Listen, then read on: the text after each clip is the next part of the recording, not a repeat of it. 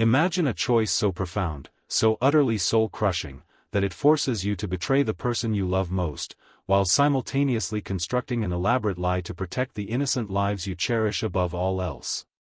This isn't a story from a spy novel, it's the agonizing reality that befell Richard Coleman, a man whose quiet life was shattered by a truth so explosive, it would redefine the very meaning of sacrifice. Richard Coleman was, by all accounts, an ordinary man, enjoying the quiet contentment of early 1980s suburban America. A respected engineer, devoted husband to the charming Margaret, and loving father to Jennifer, Michael, and Emily, he believed his world was built on trust, love, and shared dreams. Their home hummed with laughter, Margaret's baking, and the comforting rhythm of family life.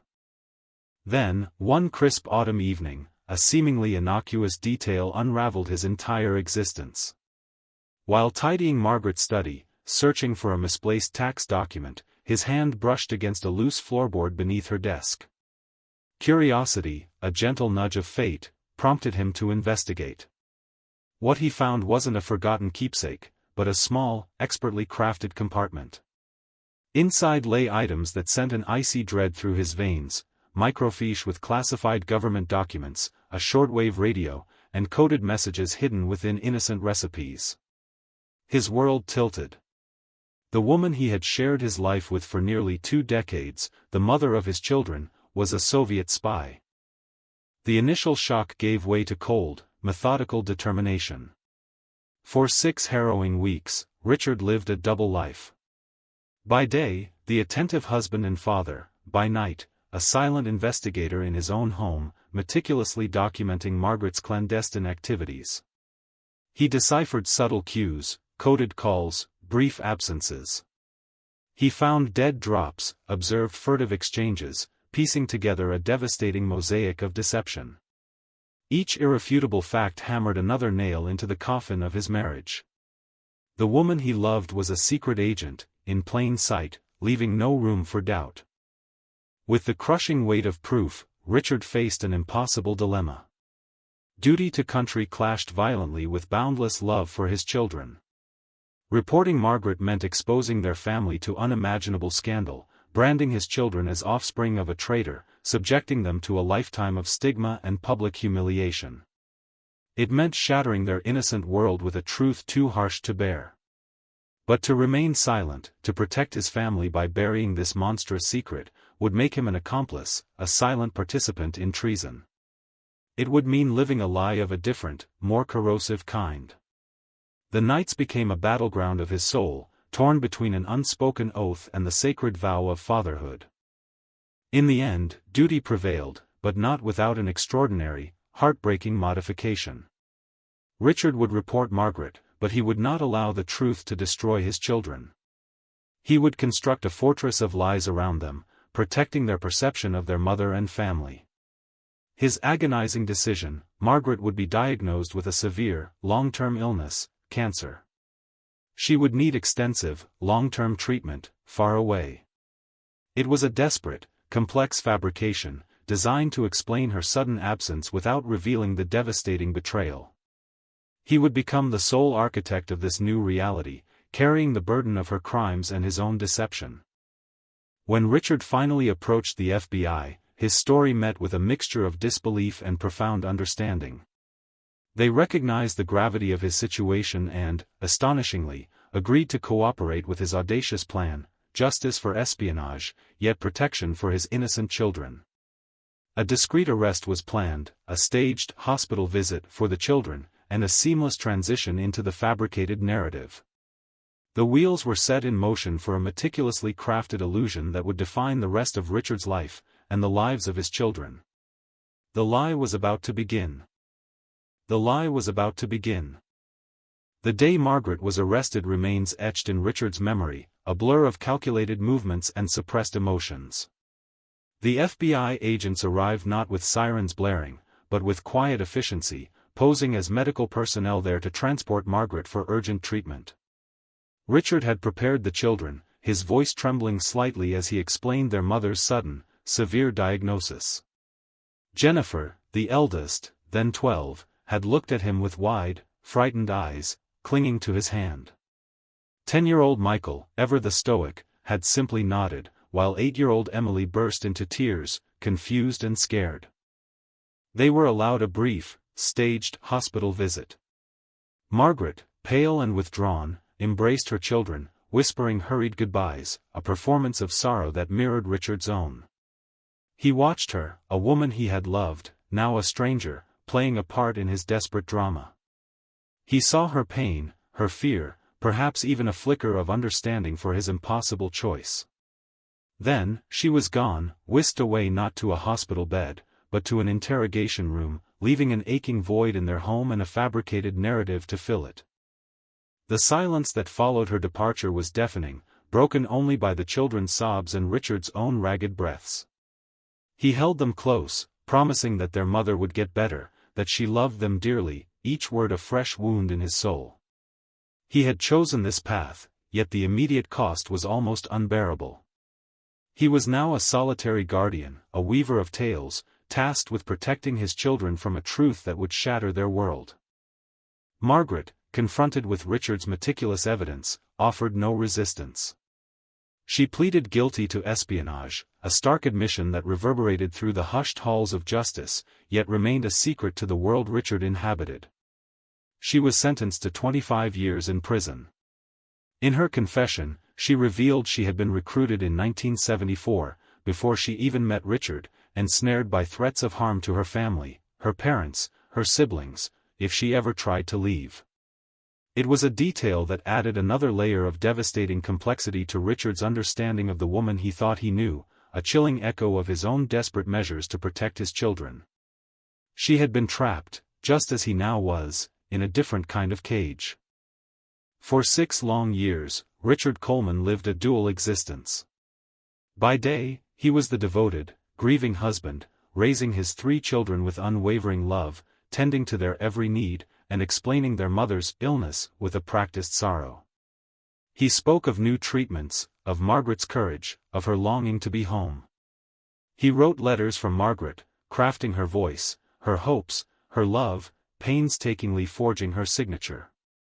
He visited hospitals that didn't exist, inventing conversations with doctors, fabricating progress reports.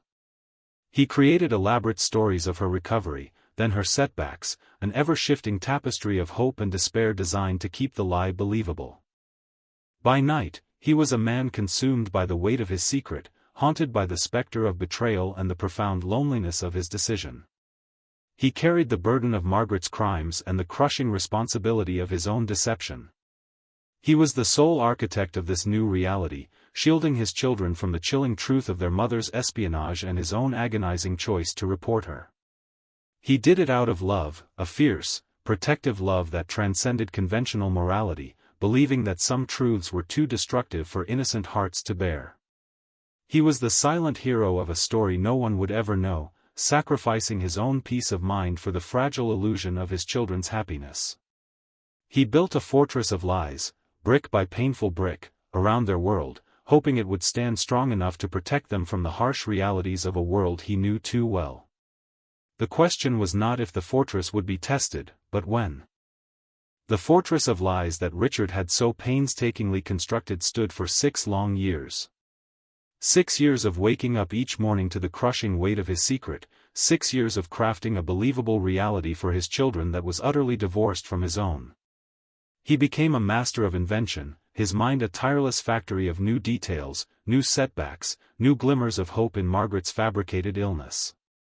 Birthdays passed, Christmases came and went, each marked by a carefully worded letter from their sick mother, full of love and longing, her handwriting meticulously mimicked by Richard. He described her treatments, her doctors, her progress in a distant, specialized facility, always just out of reach, always just a little too far for spontaneous visits. His children, Jennifer, Michael, and Emily, grew up with the phantom presence of their mother, a brave, suffering woman they adored from afar. They spoke of her with a quiet reverence, drawing pictures for her, sending her their school reports, believing wholeheartedly in the narrative their father had woven. Richard, in turn, was their anchor, their constant. He was both mother and father, protector and provider, a man whose every waking moment was a performance, a silent act of profound self-sacrifice. He cooked their meals, read their bedtime stories, helped with their homework, all while the truth gnawed at him, a relentless, solitary tormentor. The stress etched itself onto his face, deepened the lines around his eyes, and stole years from his sleep, but he never faltered in his resolve. He believed he was doing the only thing he could to spare them a far more brutal truth. But time, and the relentless march of maturity, has a way of unraveling even the most tightly woven deceptions. By 1987, Jennifer, the eldest, was a bright, inquisitive teenager. She was a keen reader, a budding scientist, and her mind had begun to develop a critical edge, a capacity for observation and deduction that Richard had perhaps underestimated. The medical inconsistencies began to surface, small at first, then larger, like cracks appearing in a dam. Why did her mother's condition never have a name, only a vague description? Why were there never any visitors from the hospital, no detailed medical reports, no clear prognosis?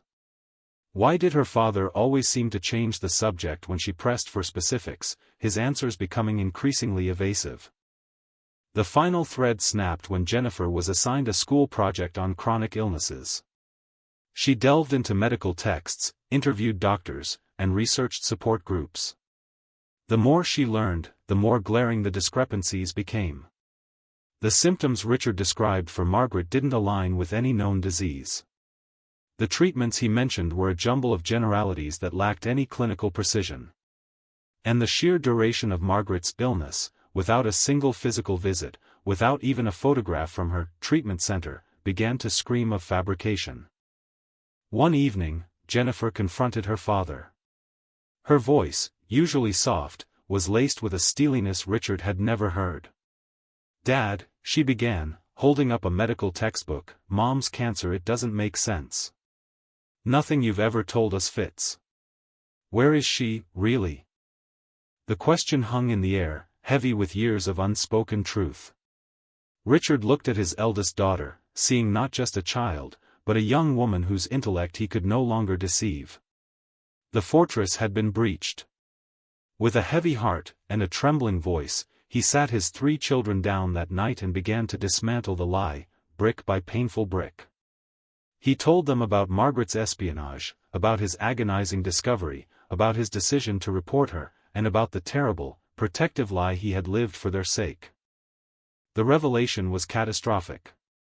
The children, now old enough to grasp the enormity of the betrayal, were plunged into a maelstrom of shock, anger, and profound confusion.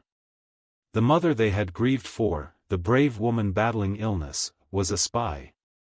The father they had trusted implicitly, their rock, their constant, had lied to them for 6 years. The pain of their mother's actions was immense, but it was the profound sense of betrayal by their father, the deliberate construction of a false reality, that cut the deepest. The man who had sacrificed everything to protect them had, in their eyes, irrevocably shattered their trust. The family fractured, the once unbreakable bond now splintered into 1,000 shards of distrust and resentment. The children struggled to reconcile the loving father with the calculating deceiver. The emotional fallout was so severe that therapy became a necessity, a desperate attempt to navigate the treacherous landscape of their new, devastating reality. The lie, born of love and fear, had become a wound that festered, and the healing, if it ever came, would be a long, arduous journey, marked by the echoes of a truth that had been hidden for far too long. The revelation shattered the very foundation of the Coleman family. The carefully constructed world Richard had built, brick by painful brick, crumbled into dust, leaving his children adrift in a void of confusion and betrayal. Jennifer, Mark, and Emily, now grappling with the impossible truth, found themselves wrestling with 2 immense betrayals, their mother's espionage and their father's 6-year deception. Yet, it was the latter, the deliberate, sustained lie from the man they had always trusted implicitly, that proved to be the more devastating blow. "How could you, Dad?" Mark, usually the quietest, had exploded, his voice raw with anguish. "How could you let us believe she was dying? How could you lie to us for so long, about everything?" Jennifer, ever the protector, felt a profound sense of injustice. The mother they knew, the one who had tucked them into bed and baked their favorite cookies, was a phantom, replaced by the image of a spy.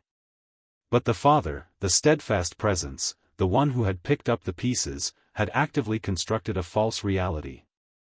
His betrayal wasn't an act of omission, but a continuous, calculated performance. This distinction was critical, and it fueled a deep, burning resentment. Their mother's actions, while incomprehensible and painful, felt like a distant, almost abstract crime against the state. Their father's lie, however, was a direct, personal assault on their trust, a betrayal of the most intimate kind. It was a wound inflicted by the very hand that had promised protection. The family entered a period of intense, often agonizing, therapy. The sessions were battlegrounds of raw emotion, where years of suppressed grief, anger, and confusion finally erupted. The children struggled to articulate the depth of their pain, their voices often cracking with unshed tears as they confronted Richard. He, in turn, sat stoically, his face a mask of profound regret, attempting to explain the impossible calculations of love and duty that had led him down this path. He spoke of the fear for their safety, the desperate need to shield them from a truth too ugly for young minds to bear. But his explanations often fell on deaf ears, overshadowed by the enormity of the deception. The therapist, a patient and empathetic woman, guided them through the labyrinth of their emotions, encouraging them to voice their hurt, to unpack the layers of their shattered trust. It was a slow, arduous process, marked by setbacks and moments of despair. There were days when the children refused to speak to Richard, weeks when the silence in the house was deafening. The once vibrant family home became a place of quiet tension, where every interaction was laced with unspoken accusations and lingering mistrust. Over time, as the initial shock began to recede, and the therapy started to chip away at the hardened shell of their anger, new questions began to emerge. The children, particularly Jennifer, felt an undeniable pull to understand the woman behind the espionage. Who was Margaret, really? Why did she do it? The fabricated narrative of cancer had left them with no answers about her motivations, no closure on her disappearance. The desire for truth, however painful, began to outweigh the fear of what they might find. In 1995, 8 years after the truth had come out, and nearly 17 years after her arrest, the children made a collective decision. They wanted to visit their mother. It was a decision born not of forgiveness, but of a desperate need for answers, for context, for her side of the story. Richard, though clearly pained by the prospect, understood. He facilitated the arrangements, but made it clear he would not accompany them. His own reconciliation with Margaret, if it were ever to happen, remained a silent, solitary battle within his heart. The first visit to the federal prison was a surreal experience. The sterile environment, the guarded interactions, the stark contrast to their childhood memories of a vibrant, loving mother, it was all overwhelming. Margaret, older and worn by years of incarceration, sat across from them, her eyes reflecting a lifetime of regret and a glimmer of hope. She spoke haltingly, recounting her recruitment in 1974, the initial idealism twisted into coercion, the threats against their family that had kept her bound to her handlers. It wasn't an excuse, she admitted, but a desperate attempt at explanation. These visits, though infrequent and often emotionally charged, slowly began to forge a new, limited relationship between Margaret and her children. It was a fragile connection, built on the shifting sands of betrayal and a shared, complex history. They never fully understood or condoned her actions, but they began to grasp the impossible pressures she had faced. Richard, true to his word, never joined them. He remained a silent sentinel, watching his children navigate a path he could not, or would not, walk himself. He had chosen his duty, and then his lie, and the consequences, both for him and for his children, continued to unfold, reshaping their lives in ways none of them could have ever predicted. The journey toward any semblance of healing was long, and the scars of deceit, though slowly fading, would forever mark the Coleman family. He had chosen his duty, and then his lie, and the consequences, both for him and for his children, continued to unfold, reshaping their lives in ways none of them could have ever predicted. The journey toward any semblance of healing was long, and the scars of deceit, though slowly fading, would forever mark the Coleman family. Then, in 2006, after serving 20 years of her 25-year sentence, Margaret Coleman was released from federal prison. It was a moment that, for many, marked an end. But for the Coleman family, it was merely another chapter in a story that refused to conclude. Margaret, now a woman in her late 60s, stepped back into a world that had moved on without her. Her children, now adults with their own lives and families, met her with a mixture of apprehension and a guarded sense of hope. The relationship remained tentative, marked by the long shadow of the past, but it was a relationship nonetheless. Richard, however, never sought contact. He had built a life, however fractured, around the absence of Margaret, and the truth of her betrayal. Her physical return did not alter his internal landscape. He continued to live in the quiet, unassuming home, his days filled with the routines he had established in her absence, his nights often plagued by memories and the weight of his choices. He watched his children cautiously engage with their mother, offering silent support, but never crossing the boundary he had drawn for himself. His duty had been served, his children protected, and the cost had been his own peace. 4 years later, in 2010, Richard Coleman passed away peacefully in his sleep. He was 75. His death, while sorrowful, wasn't unexpected. He had lived a life marked by immense sacrifice and profound solitude, a man who had borne a secret burden for decades. His children, Jennifer, Michael, and Emily, gathered to mourn a father they had come to understand, if not always fully forgive, for his impossible decisions. They remembered his quiet strength, his unwavering dedication, even the deep-seated pain that had always seemed to reside just beneath his composed exterior. As they began the difficult task of sifting through his belongings, preparing the house for sale, they stumbled upon something extraordinary. Tucked away in a dusty, forgotten trunk in the attic, beneath old photo albums and forgotten keepsakes, they found a collection of letters. Not just a few, but hundreds, carefully tied with faded ribbons, addressed to Richard in Margaret's familiar handwriting. But they were all unsent. Each envelope was sealed, the stamps uncancelled, the postmarks non-existent. Margaret had written them from prison, year after year, pouring out her heart, her regrets, her love, her desperate pleas for understanding, her explanations, her apologies.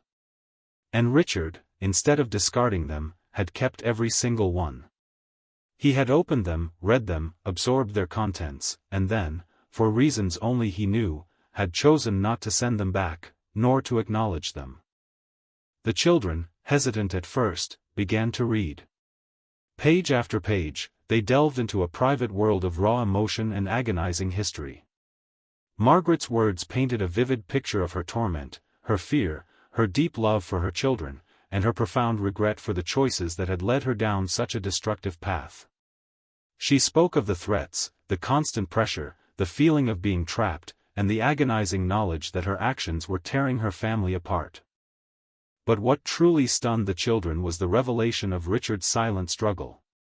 These letters, kept hidden, were a testament to his continued engagement with the ghost of his marriage, with the woman he had loved and then, out of duty, betrayed. He had not simply moved on, he had carried her words, her pain, her longing, alongside his own. He had allowed her to speak to him, even if he couldn't bring himself to speak back. It was an intimate, agonizing dialogue conducted entirely within his own heart. The discovery was a revelation, shattering their previous perceptions of their father as a man hardened by duty, perhaps even indifferent to Margaret's suffering.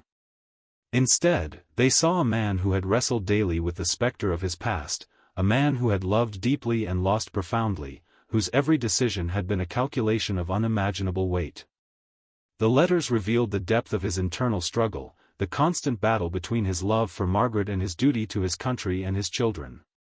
He hadn't just reported a spy, he had reported the woman he loved, and then lived with the agonizing aftermath, carrying her unspoken words as a perpetual reminder of his sacrifice. This was not the story of a man who had simply moved on, but one who had chosen to carry the full, unbearable weight of his impossible choices, alone, until his dying day. The true cost of his silence, the profound and complex calculations of love, fear, duty, and betrayal, were now laid bare before his children, revealing the unforeseen and lasting consequences of a life lived under the shadow of a truly difficult decision.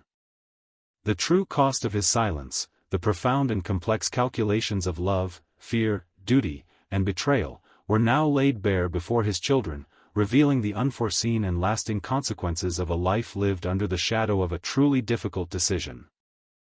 The discovery of those hundreds of unsent letters was a seismic event, shifting the very foundations of their understanding.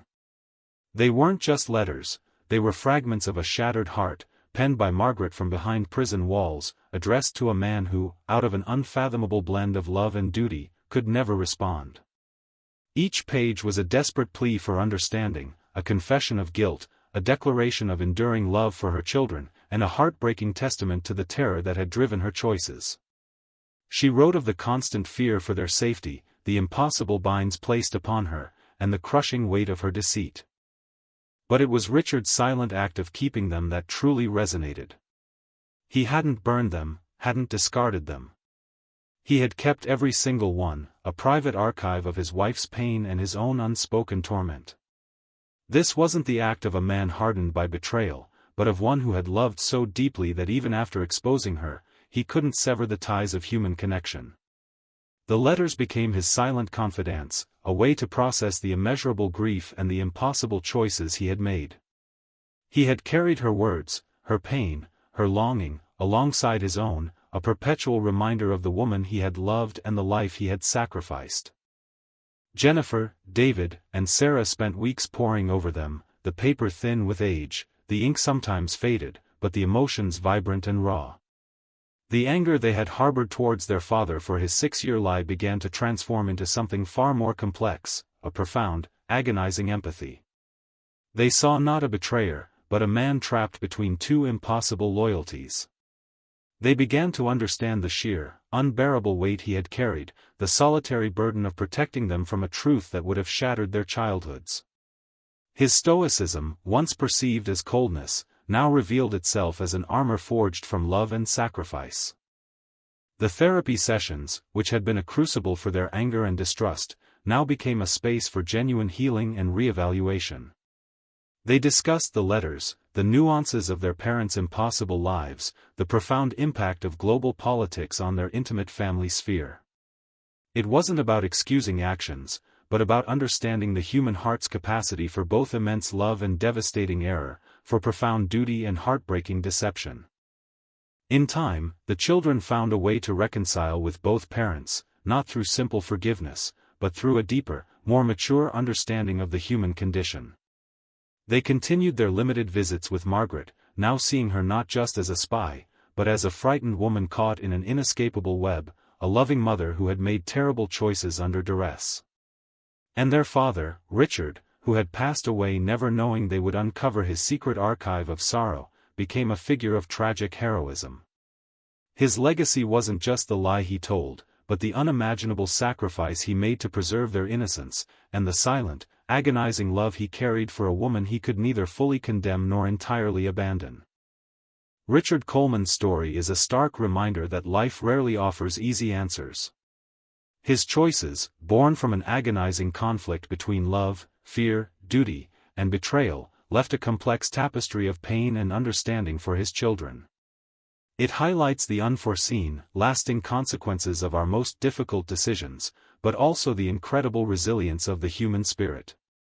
It teaches us that courage isn't always a grand, public act. Sometimes, it's the quiet, solitary strength to bear the unbearable, to make the impossible choices, and to carry the weight of those decisions with integrity, even if it means doing so in silence.